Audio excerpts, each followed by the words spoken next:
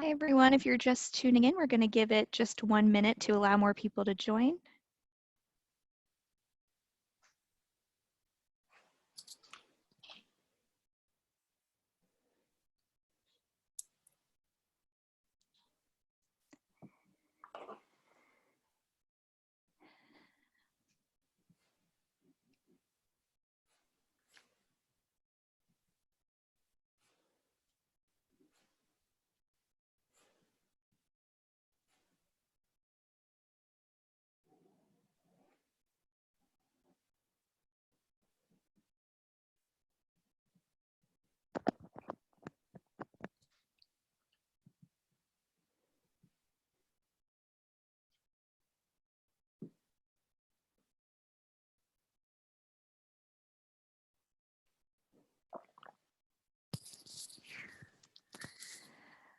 Okay, I think we'll go ahead and get started. So we are very excited to have Jane Muir on the phone with us today. She'll be presenting these slides for you. Dr. Jane is currently the head of nutritional science at the Department of Gastroenterology, Central Clinical School at Monash University. She is a trained dietitian with a PhD in biochemistry and has over 25 years experience in the area of nutritional research. Her major focus has been on the research and creation of the low FODMAP diet. So I'm sure many of you are familiar with the low FODMAP diet on this call, so we're really excited to have an expert today. Just a few housekeeping items. I will be recording this session and posting it on the Dr. Shar Institute after the webinar. It usually takes about 2 to 3 days to be approved by the Academy and then posted, so bear with me on that. You will receive an email after this with your certificate and some other information from Monash, which Jane will talk about a little bit more. If you have any questions about that or you don't receive your certificate, please email me. I will have an email going out to everyone who registered, so hopefully it covers everyone. But if not, I'll have my email posted at the end of the presentation. And throughout the presentation, if you have questions, please type them in the Q&A box. We will try to get to all the questions at the end of the presentation. If we don't get to your question, we'll make every effort to answer it afterwards. And I guess with that, I'll turn it over to Jane. Thank you very much, Megan, and hello everyone over there. I'm calling in from Melbourne, Australia, so I'm a long way away, but we're all in lockdown, just as our friends are in the US, and so we're thinking of you all, and we'll get through this, we'll get through it together. So we're all keeping busy at home, and I'm sure you are as well, so stay safe. Stay at home and I guess get a bit updated with some areas of nutrition science like the FODMAP area. So that's what I plan to do today. So I'm really going to give a bit of an overview today of the FODMAP concept and why we developed this concept and some of the evidence supporting the efficacy of the diet, particularly obviously in people who've got IBS. And how the 3 phases or the implementation of the diet, the FODMAP program, there's actually 3 phases to the program. The link between FODMAP and gluten-free foods is one that is interesting. I'll talk about that. And also how the diet's now being used in other applications. So let's get going. So the history of the FODMAP concept and why it was developed. Well, it was started really with the clinical problem of IBS, which was a really, really common problem presenting to our gastroenterologists in the clinics. The symptoms, of course, abdominal pain, bloating, distension, change in bowel habit were commonly reported by patients. In fact, about 1 in 2 of the patients presenting would end up with this diagnosis of IBS. In fact, it's the most common GI complaint, affecting 10 to 15% of our community. It's the same here in Australia, and it's estimated that around 50 million people suffer from this condition in the US alone. The causes are complex, and it involves a range of things, including disturbed gut motility, something we call visceral hypersensitivity, and alterations in gut microbiota, just to name a few. It has a major impact on the quality of life of people who have this condition. In fact, in a survey that was done fairly recently, patients actually declared that they would sacrifice 10 to 15 years of life for an immediate cure. Just goes to show how, impactful this condition is on the quality of their life. The economic burden is high because, of course, you have people who miss work or miss school, often affecting people who are young and still, in their productive period of their life. And they can also be people who are working, but actually not working very well because they're not feeling very well. So they're at work, but actually not working efficiently. There is no quick fix. There's no drug that can solve this problem. So why did we start looking at diet? Well, it was quite simple because most of our patients claimed that certain foods trigger their symptoms. So it was an obvious place to start. There was a huge variety of foods were implicated, so it was difficult to really know what would be the culprits. But we decided to go for candidates that we thought fitted the profile of a food trigger that could really answer or explain all of these symptoms. And we went for a group of compounds of short chain carbohydrates. We went for these because they're small and osmotically active, so they can draw water into the gut. They can be slowly absorbed, and they can be fermented to produce gas. We thought all of these sorts of characteristics would make them a good candidate for a trigger for IBS. Indeed, we've been looking at these types of carbohydrates for many decades now, and some of the names, of course, we knew lactose could be a problem for some people. We've known that since 1965. Papers started to appear. Fructose, also sugar polyols, 1966, papers started to appear.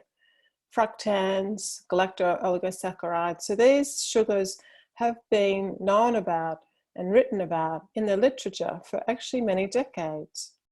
And so we knew that they are really strong candidate triggers for symptoms of IBS. We knew the sorts of effects that they had on just unhealthy people. And so over the years, various diets have been tried, just a lactose-free diet on its own, or fructose, combining fructose and sorbitol on its own. We even had a fructose and fructones on their own, fructose malabsorption diet. People have been told to avoid windy food. So these have all been separate types of dietary therapies that have been tried over the years. And I guess the FODMAP concept simply draws all of this knowledge together under one umbrella term, so that all of these sugars can be studied and collectively looked at as one large group. So basically that is the FODMAP concept. And FODMAP stand for fermentable, oligosaccharides, disaccharides, monosaccharides, and polyols. And the oligosaccharides include fructans and FOS, galacto-oligosaccharides, GOS, and they're very commonly found in onion, garlic, wheat, rye, barley, legumes, and nuts. The disaccharides, of course, include lactose, which is found in milk and dairy products. Monosaccharides, fructose, commonly found in honey, apples, pears, watermelon, mango, asparagus, and sugar snap peas. Sugar polyols, mannitol and sorbitol. So mannitol is really quite common in some vegetables, mushroom, cauliflower, for example. Sorbitol is really found in fruits, stone fruits particularly, and apples, pears, blackberries, and but used as an artificial sweetener. And FODMAPs are found widely in our diet, and they're naturally there. And that is fine unless you have a condition called IBS. So how do FODMAPs trigger the symptoms of IBS? Well, when we consider all of the actions of these types of sugars, the major actions really involve really this osmotic effect of the FODMAPs, and that's particularly fructose and sugar polyols have this effect of pulling water into the small bowel, into the lumen, into the gut, and also the fermentation or gas production. And here's a nice example. This is an MRI study that was done by Robin Spiller's group in the UK.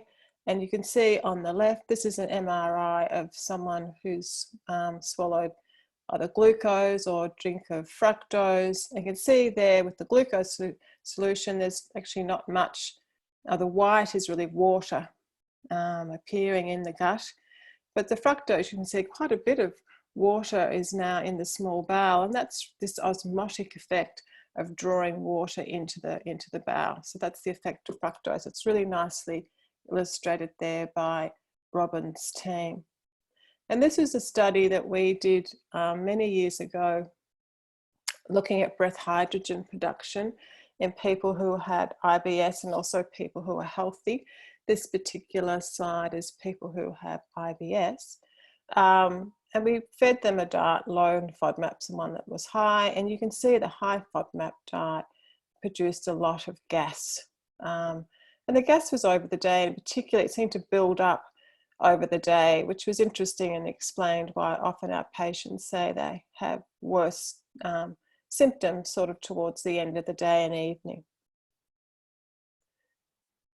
So all of these together, plus the presence of visceral hypersensitivity, so that our patients with IBS have a very sensitive gut. They really do feel the sensation of bloating and dissension, and it is very uncomfortable for them. So we call them they're hypersensitive to this distension and bloating of their gut. And here is a little video to hopefully show all of that, see if this works. So here we have the FODMAPs entering the gut, going down into the small intestine. And now we're zooming into the small intestine, and you can see the villi, and we're actually now at the cell surface of the villi, if you like. And these are enzymes that will break down carbohydrates. That's actually sucrose being broken down, and the individual monosaccharides being pumped into the cell. These are sugars, so we can absorb these very easily. But there are some sugars we can't absorb, and they're FODMAPs, and they're the red jelly bean-like things there. And FODMAPs can't be absorbed, so they remain in the lumen. They draw water into the small bowel, and because they're not absorbed, they can reach the large bowel or the colon undigested.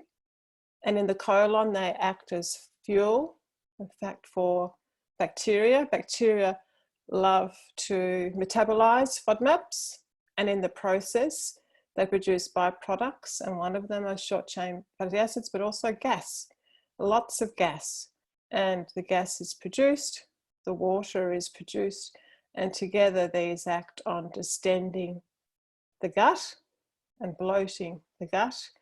And this sets off and stimulates a whole cascade of signals from the nerve endings, this hypersensitivity that sends a message to your brain saying, I'm feeling very uncomfortable. And that is very common in people who've got IBS. So what about the evidence supporting the efficacy of the low FODMAP diet in IBS? And this is an area we've been working on really for the last 15 years, is providing the scientific evidence. It's very important that any diet therapy stands on a very strong base of strong scientific evidence. So this is a study that, this is sort of one of the large, we've done lots of small studies, but this was the large study that we published quite a few years ago that really did take FODMAP to the world. And this is a randomized, single-blinded, crossover controlled trial where we actually provided all the food. So it was a huge amount of work, and it took a couple of years to complete this study. And we had a 7-day baseline period where we just have people on their usual diet and we record what they normally eat. And then they're randomized to 2 different diets.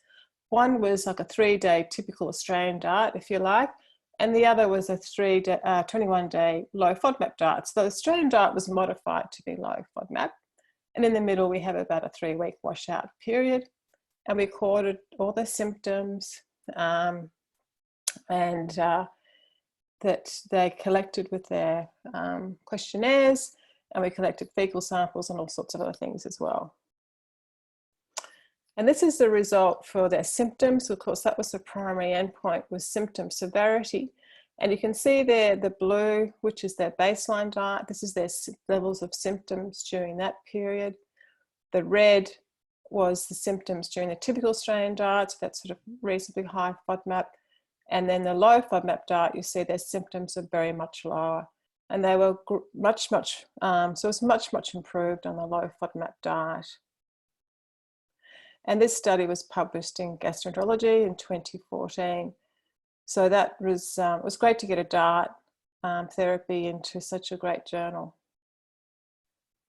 So the efficacy for the low FODMAP diet has now been reproduced.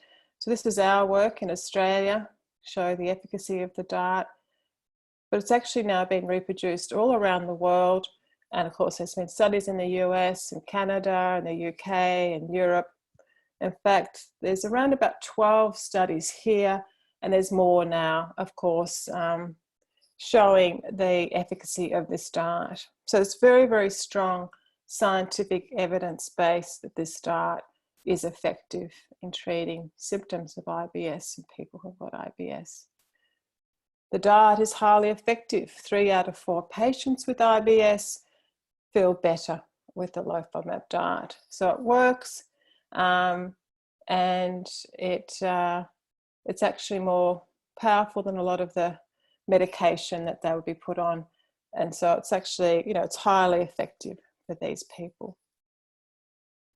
It's now recommended in guidelines around the world, here in Australia and around about 6 countries. It's in the guidelines. In fact, in the USA, there was a task force. ACG set up a task force on the management of IBS. And they also agree that the low FODMAP diet can be used for improving symptom control of IBS. So that has been published as well. So an important part of this diet, of course, is accurately measuring FODMAPs in foods and working out safe levels. And this is work that we've carried out here at Monash University in Melbourne. It's a very complicated process, the analysis of foods for FODMAPs. It involves HPLC, high performance liquid chromatography, UPLC, and enzymic methods. And really it takes a couple of weeks to take one food all the way through the battery of tests that has to be undertaken to measure all of these sugars. And so it's quite involved. But we've been doing it now, and we were able to come up with really safe levels of FODMAPs. So we actually defined what low FODMAP is, and we use these cutoffs in all of our studies. So the cutoffs, which are published as well, and we use these to design low FODMAP, the low FODMAP diet that we now use around the world. And this basically each FODMAP type, if you like, the oligosaccharides present in grains and cereals have their own cutoff there. So it's quite, it seems complicated, but it's not. It's quite a simple way of classifying foods, and it works extremely well. So here's an example of FODMAP levels in different foods, and you can see that FODMAPs are found widely in a range of foods and levels vary greatly. So at the top there we have bread, we have rye bread, spelt and gluten-free bread, and you can see that rye bread is very high in FODMAPs, particularly fructans. So fructans are FODMAP that's most commonly found in grains and cereals.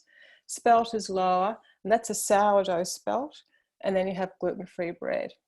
Similarly for cereals, you have corn, which is a cornflakes, and there's oats, and you have other things, wheat bran, for example, which is quite high. Again, for vegetables and fruit. So each category of food will have high and low examples. So if we put in our sort of cutoff levels, you can see that there'll be foods that fall underneath our cutoff. And these are foods that we can recommend on the low FODMAP diet. And the key principle of the low FODMAP diet is it really is to replace high FODMAP foods with similar foods that are low FODMAP. So it's not elimination. It's more a swapping or exchanging. It's a very important concept to understand. We're not trying to eliminate these food groups. We still want people to have a varied diet, but they're simply swapping a low FODMAP food for a high. And so you look here, these are high and low FODMAP foods. You can see you can have a varied and interesting diet on a low FODMAP diet by simply selecting low FODMAP alternatives of all the fruits and vegetables and grains and cereals that can. So it's actually quite easily done. All of this knowledge that we have developed, really the composition, FODMAP composition of foods, we make available to everyone in the world through our smartphone app. And the app is downloaded in 130 countries in the world. It's really is one of the top apps in the medical category in the world, and the money goes towards further analysis of foods in our research. So if you haven't got this app and you're interested in this area, I strongly recommend you downloading it. Now let's go into the 3 phases of the FODMAP program, and the role of the dietitian is very important here. Of course, first of all, the diagnosis must be made confidently by a physician, and they then need to refer to a dietitian to trial a diet therapy. That is the ideal process, and the dietitian will explore the low FODMAP diet. If it's unsuccessful, they'll try other therapies, but they really explore even if it's suitable to discuss the low FODMAP diet with that patient, and I'll talk a little bit more about that later. But the dietitian is really key in this process in implementing this diet therapy. There are 3 phases, as I said. Phase 1 is the low FODMAP diet, which is only for 2 to 4 weeks, sort of a strict phase for 2 to 4 weeks. It's short term. Some people go to 8, but it is short term. And this is where you're swapping the high FODMAP for low FODMAP alternatives. And the app is terribly important at this stage. Secondly, there's phase 2, where you're reintroducing one FODMAP subgroup at a time. And this can take about 6 to 8 weeks, this whole process, to work out which are the particular FODMAPs that trigger the symptoms in that individual. So every patient, every individual is different. People vary in which particular FODMAPs are problematic for them. So it's a very personal journey for each patient, and that's why they need a coach, they need a dietitian to help them with this reintroduction and to work out which particular trigger is their problem and how much of that they can tolerate, because often you can tolerate a small amount of something but not a large amount. So it's very dose dependent. And that can take a number of weeks. It really does need a dietitian to help. And then phase 3 is the personalisation, where the dietitian will help to interpret all of the food reintroduction results, design a diet plan for that particular patient that's very individualised, and you only restrict foods and FODMAPs that trigger the symptoms. So it's really, you've reintroduced all those foods back that you can tolerate. And in the end, we're hoping that people are on a much, much less restricted diet. And this is the diet they carry on with over the longer term. Dietitian is really important in this process. Just to show the importance of a dietitian, this is actually a little study that was done by one of our dietitians, Dr. Caroline Tuck, who did her postdoc in Canada. And she did this little study there. And she was looking at, she was wanting to see, well, how well people did do who saw a dietitian. And this study that has been published found that really, if you can see that clearly, but basically the patients who did see a dietitian, which was the blue line, did better than people who didn't. And that's particularly, you can see that there, particularly phase 3. And 2 and 3, what we found was a lot of people who do it themselves. They'll go online, find a diet sort of table, a sheet or something, and they do it themselves. They can often end up on stuck and stranded on phase 1, which is just a low FODMAP phase, without understanding that the diet really has these 3 phases. And they can end up in quite a mess. By the time they see a dietitian, they might be on a highly restricted diet for quite a few years. So we really do stress the importance of these 3 steps and the role of a dietitian. And the emphasis is that it's a learning diet. They're learning, each patient has to learn which is their particular FODMAP trigger. So it really does need the assistance of a dietitian. And the dietitians have a very important role. They have many important roles, but particularly in identifying those people where the diet therapy is contraindicated. Now, if someone presents and you clearly feel they have an active diseating order, then you would not be recommending the FODMAP approach. If someone has issues with malnutrition, we use something we call a FODMAP gentle or simplified FODMAP diet. So it's a very simplified version for that person. You have to go very carefully of someone who's malnourished. Children, we would use FODMAP gentle, a simplified approach. We might not want to use the word FODMAP with parents. We are very concerned that children should not end up on an overly restricted diet at all. So we would use the term FODMAP gentle, or we would just manipulate high FODMAP containing foods in that child's diet, and hopefully that would be enough, and not talk about a strict FODMAP diet at all.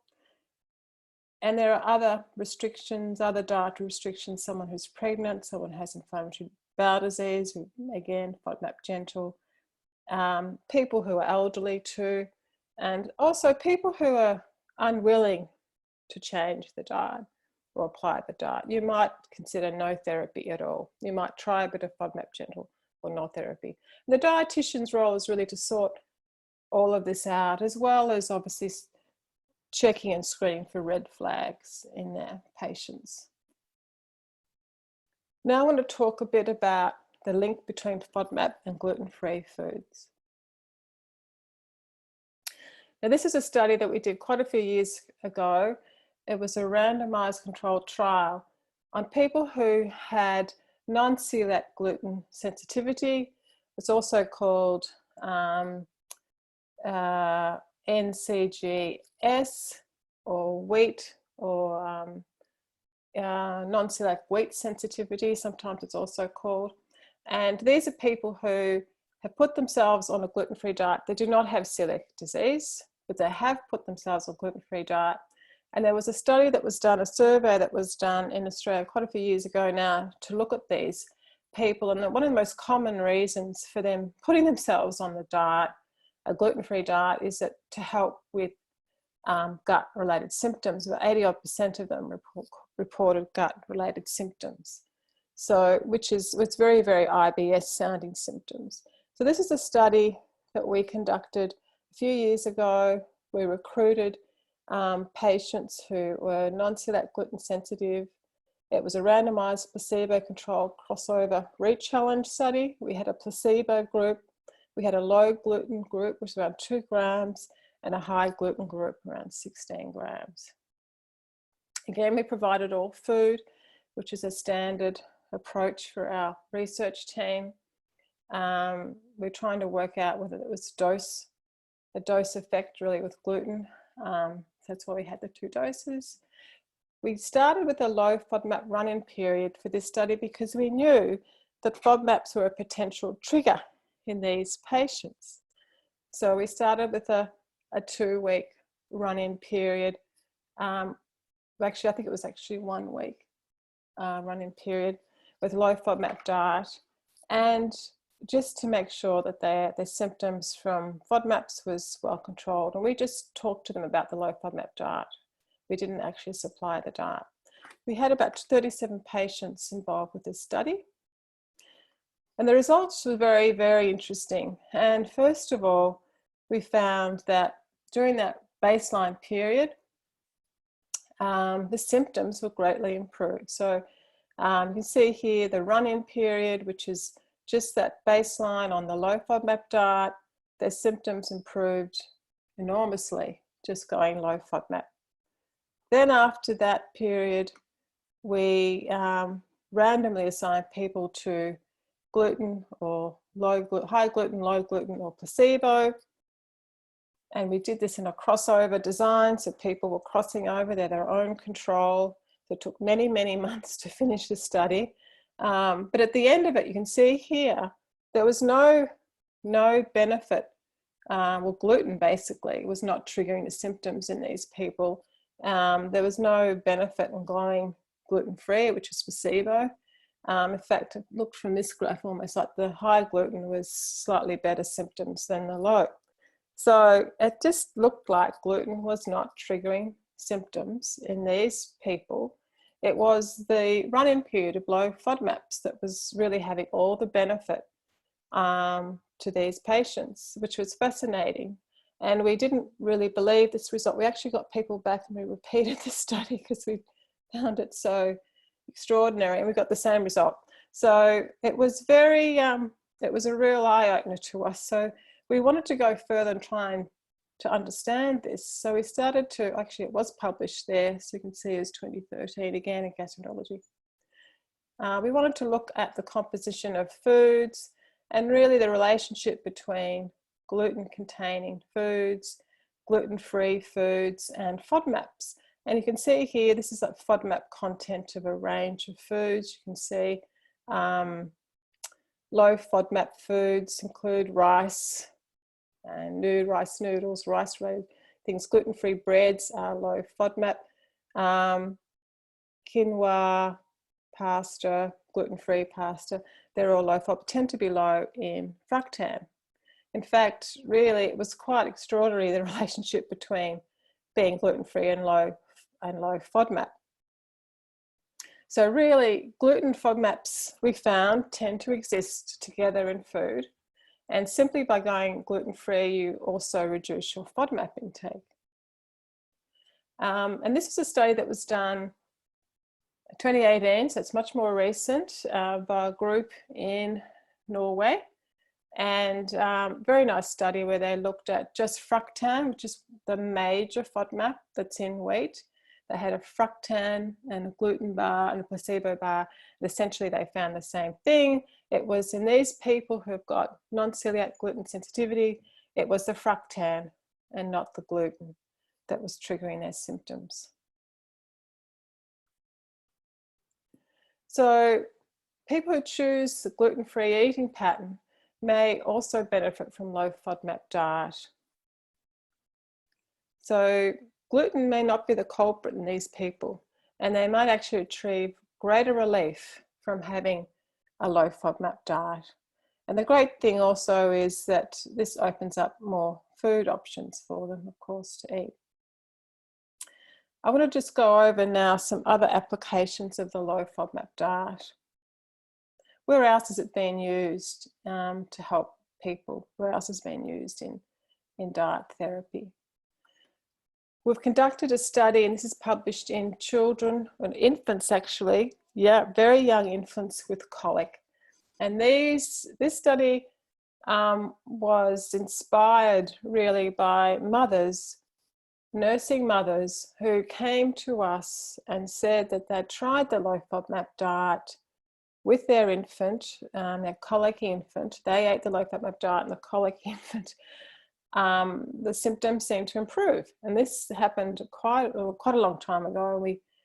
over many years, we managed to do some research, and we've actually done quite a lot now in this area to show that if the maternal mother, if the mother who's breastfeeding, this is exclusive breastfeeding, so they're not really bottle feeding, it's just the study was done on exclusively breastfed infants, follow a low FODMAP diet, then the infant had greater resolution of crying time and fussiness. And so we're looking at this as a guide to gassy foods or gas forming foods, which I guess in many cultures we found around the world actually advise women who are nursing their infant to avoid certain foods while they are breastfeeding to help control fussiness and crying in their infant. And when we looked at these cultures, you see they're basically high FODMAP foods that have been told, they've been told to reduce and limit. And of course, colic is a very short-term problem. It usually resolves by the age of 3 months. So it's self-limiting. So this is really a very short-term diet during that period only. So it's not long-term, it's really only short-term to help them through that period. The other area where the low FODMAP diet is being used is to control IBS-type symptoms in inflammatory bowel disease. So in around 35 to 45% of quiescent IBD patients, they also have concurrent IBS-type symptoms. And the FODMAP approach is used widely here now.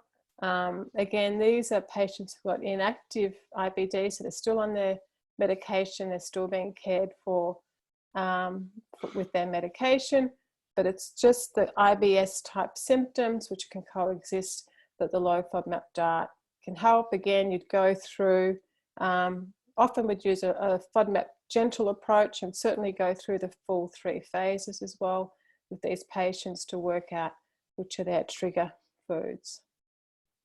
Another area that's very exciting, there is some strong suggestion that the low FODMAP diet might help women with endometriosis, because there is quite a bit of overlap for some women with symptoms of endometriosis and IBS, so gut symptoms with their endometriosis. And we did do a retrospective study quite a few years ago that has been published now. You can see the reference down there to show that women, the patients with IBS and endometriosis respond very well to the low FODMAP diet. So this is an exciting area which we are planning to do more research. That's certainly something to be aware of if you happen to have women with endometriosis presenting to you with IBS symptoms. FODMAPs and athletes. So this poor fellow actually went on to win the race. This is in the UK, I think somewhere. But it's a common problem for athletes, particularly endurance events, endurance athletes, to have gut GI issues. And this is a study that a group we work with at Monash, who are exercise experts. Stephanie Gaskell actually is an endurance athlete herself and a dietitian. And they do incredible things. You know, they'll run for days and days in some of these events, but they've set up sort of a exertion heat stress program in the lab where they get athletes to run for 2 hours at 35 degrees Celsius. It's quite warm. It really does put pressure on them, and they do their tests in this sort of environment, this controlled environment, and they certainly have found that the low FODMAP diet for 24 hours before the event can help these athletes. Now, Monash University, we've been working this area for about 15 years to help people implement the diet. We have produced a range of resources and a toolkit of resources, if you like. You can see that the app is sort of like the cornerstone of what we have produced. That is information about the FODMAP content of foods. This is ongoing as funds from the sale of the app help to pay for more foods tested. So the app is continually growing. It's always adding more foods to the list. We have the Monash University Low FODMAP certification programs. We work with food industry to design foods that are low FODMAP. And indeed, Shah is part of one of our members and partners in this. We have produced an online FODMAP training course for dietitians, and I will be able to provide a code, a discount code to Megan to offer everyone. This is actually 30 CPE units of course, online course. You do it all online in your own time, 30 CPE units, and people who have dietitians who have completed the course and passed the exam at the end and are RDs, so they can actually then be registered on our directory, which you can reach in from the app and on our website, so patients can find their local dietitian who is expert in the area. We also have released a course for training patients, and that is a much simplified little course for training patients. Again, dietitians finding that as a useful tool because you're only really with your patients for, you know, really a few hours when you add it all up. And there's a lot of questions, information that they might have trouble absorbing and remembering. So the little training tool we've developed, there's a lot of resources there for them to look at in their own time and think about and help them understand their condition and the FODMAP story and how the FODMAPs can help them. And then finally, we have got a recipe certification program now as well. So we've developed this toolkit. We also, of course, have social media channels where we communicate with all of our patients and health professionals around the world. And we're not for profit, so the money really goes back to research and helping us spread the word. We have got I just wanted to end with a few slides going over the certified low FODMAP certification program and the app.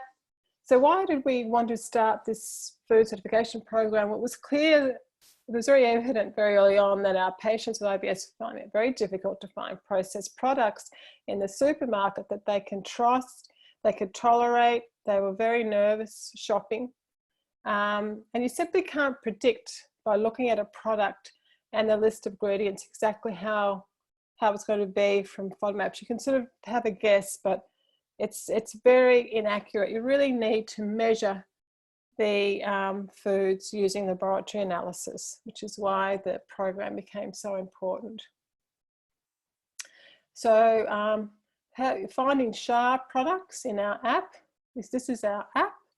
And you can see here in the top right hand corner, there's a little symbol, says certified. You'd click on that and you'd get SHA, you see SHA there, and you can just click on that little symbol there with the knives and forks and spoons, and you get all the SHA products that are listed. You'll have different flags for different countries that these products can be found in. So this is the app. There's a lot in the app.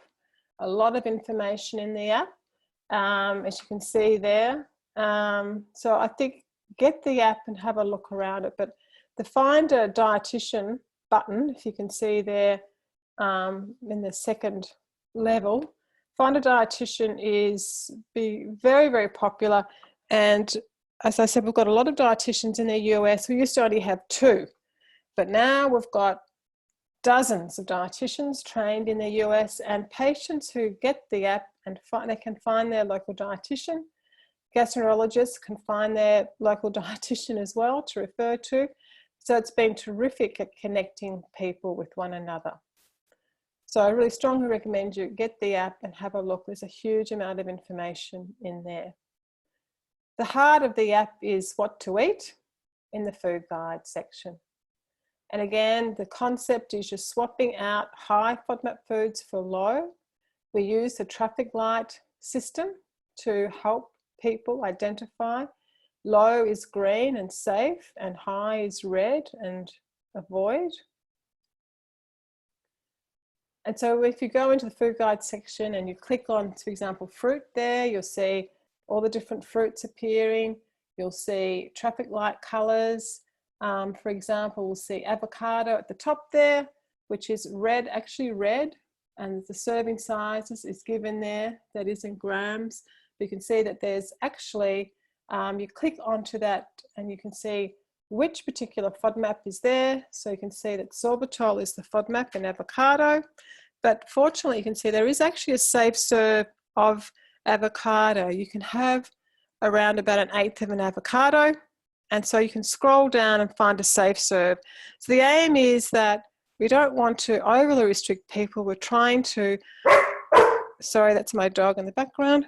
We're trying to broaden people's dietary intake so they can have even small amounts of red foods is fine. It's just knowing, it's very dose dependent, knowing which and how much you can have is the key. And that's the end. Thank you very much, and I'm happy to answer questions now. Great. Thank you so much, Jane. And I can attest that that course is well worth it. It was really helpful for me. And I really strongly recommend everyone try to take that course. We do have a lot of questions, so I'm just going to jump into it. So someone asked, a recent article in the Journal of the Academy of Nutrition and Dietetics suggested that the quality of the low FODMAP diet is low. How would you suggest addressing this issue?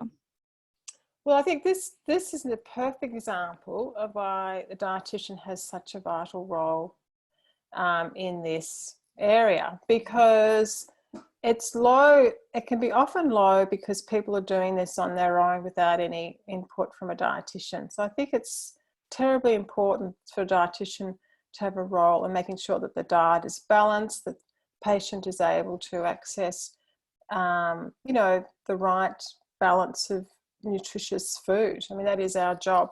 So I think that's, there have been those studies, we've even done our own. And when you look at the nutritional balance, we find that for patients who have had a dietitian involved, that the diet is actually, you know, very good and very balanced. The area that we often find can be difficult is fibre intake, can be low. We really have to work hard with them on that. We also get issues around calcium intake, and that actually is quite a common problem for a lot of women in our country and probably even the US, that women are not drinking enough or having enough dairy. And so there's they're common nutrient problems that we'd share with the rest of the Australian population and the US population as well. But I think it just highlights the importance of a dietitian, really, to get to help people make sure their diet is balanced. But there's no reason why the diet should not be balanced if it's been done, if the diet therapy has been implemented properly. Great, thank you. We have another one. Can you explain what FODMAP gentle entails? We'll have to do a whole nother talk on that one. There is actually a paper published, and what I'll do, Megan, is I'll send you that article because we have published a paper on it. How about that? Okay. But it basically comes down to around about 10 foods, I think, where we've just picked out the really high FODMAP laden foods that came down to about 10. And they're the ones we just focus on, rather than presenting large, complicated app full of lots and lots of foods. We just concentrate on a smaller number. But I will share the article with you. Great, thank you. Okay, how were the cutoff levels for classifying FODMAPs determined? As in, how were the numbers determined to be low enough or too high on the spectrum? That's a very good question. The levels were chosen initially they were chosen based on our clinical experience. So that, for example, for fructans, which was a real problematic FODMAP, fructans present in onion, fructans present in wheat bread was sort of the ones we sort of chose. And we worked out really how much patients could sort of tolerate of just those foods. And then we worked back to how much fructan or FODMAP was present. So it was really, it was combining sort of clinical experience, working with patients to find what they could tolerate and what they couldn't tolerate, and then working back to these cutoff levels. Once we established the cutoff, and we had to draw the line somewhere, I suppose, so we could design the studies and work with it. And it just so happened that, you know, the cutoff levels were very, very, you know, very good. 75% of people have relief. So that was very good. Then I think the thing is, it's a very personal journey after that. So after the 2 to 6 weeks or 8 weeks of that low FODMAP sort of strict period, and then you start the re-challenge to work out which is your FODMAP trigger, it then becomes a personalized journey because everyone is different and you have to work out how much you can tolerate of which FODMAP. So the cutoffs really help with that stricter low FODMAP safe phase, and if people have flare-ups, they know they can go back to that level, but then they need to come out and challenge themselves. They need to progress and learn their tolerance, and that, as I said, it's personal. So we've stuck with the green for the cutoff levels have been there now for a number of years. They work very effectively around the world, so they're very effective, but we do emphasize the importance of the 3 phases. It's a personalized journey. People have to work out their tolerance levels then after that strict phase 1 period. Great, thank you. We have several questions related to probiotics, and so I'm just going to kind of combine them. So do you ever recommend the introduction of probiotics, and if so, which ones? Yeah, I get this question a lot. Look, yes, patients love probiotics as well. And there are some that are effective and some that are not so effective. So I think the thing is for people to really work with their dietitian, and usually what we strongly recommend is 1 therapy at a time, so that you would start the low FODMAP diet, you would explore the FODMAP therapy with your patient. Then sometimes there are symptoms which, you know, you're kind of trying to help resolve. They're not quite fully resolved. Their symptoms are not fully resolved, and you're sort of trying to help mop up a few of the symptoms, if you like. And probiotics probably can have a role there, but you need to work with the dietitian because the types of probiotics that are available around the world vary so much. So one thing I would suggest and recommend is the dietitian to do a bit of research on the probiotics that are available in their country that have the evidence base behind them to support their efficacy in people with IBS. So one example I know, say Meta-Align, we have in this country, has got some evidence base behind it. And I'm pretty sure you have Meta-Align. I'm not quite sure if you call it the same thing. This is the thing. So in the US, I think it's really important to find what's available in your country, what they're calling it. Make sure that the probiotic has been used in patients who've got IBS and the efficacy has been demonstrated. So I think that's it's just really up to you to do a little bit of your own research in your own country. As I said, it can vary quite a bit. We can't get certain probiotics in Australia, for example. So, but they are out there and patients do like them. And I think they do have a role, but you know, they're expensive. So I think you want to be sure they're actually doing something useful, and people are not just going on them without any benefit, because they can be costly for some people. So make sure you're choosing one that is there's an evidence base for. But certainly for some people, they seem very helpful. Great. We're also seeing a few questions about the specific carbohydrate, the SCD diet. So how does the low FODMAP diet compare to the SCD diet for IBS? The specific carbohydrate diet is a diet that it restricts a lot of carbohydrates. And when I've looked at the lists of foods, there's a lot of overlap with the low FODMAP diet. So by going on a specific carbohydrate diet, you'd also be reducing your FODMAP intake. And so some of the effects of the specific carbohydrate diet may well be because you've simply reduced your low FODMAP. There has been no research that I'm aware of comparing low FODMAP specifically with the specific carbohydrate diet. It's a diet where I think we need a lot more research done, a lot stronger evidence base. And I know that there are studies going on using this diet with Crohn's disease in the US. So I think it's going to be interesting in the future. We'll be able to tell a bit more about it. Mm-hmm. But I think that it actually doesn't have a strong evidence base at this time in people with IBS, and IBD is very patchy. Well, it's mostly IBD people are using it with. So it's a bit patchy with IBD. The evidence is not super strong. So I think do have a look at the reading, be careful because it's a very restrictive diet. So you wouldn't want to put someone on it unnecessarily, I don't think. So just be careful about that. I think we need more research done on it. But when I've looked at the tables, I have noticed that there's definitely an overlap between some of the foods that they would restrict on a specific carbohydrate and the low FODMAP diet. So I just sort of wonder whether that's why patients might get less symptoms. Mm-hmm.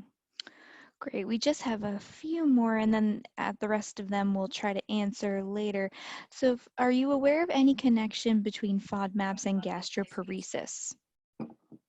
FODMAPs and gastroparesis, no. I think that's probably an area that probably needs more work. So the short answer is no.